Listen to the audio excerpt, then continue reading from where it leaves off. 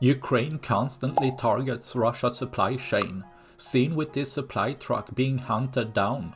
While all missed deliveries help to wear down Russia's capability, one of the more important is ammunition, as this creates temporary shortages at some locations. Here, as a cargo was hit, a small fire was created, which started to burn down the truck.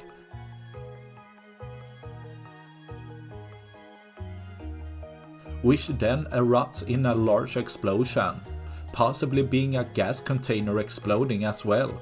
Whatever the resources it had on it, it helped to lower Russia's capability and took out a supply truck in the process.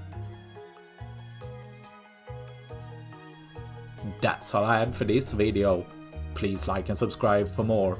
Thanks for watching. Bye.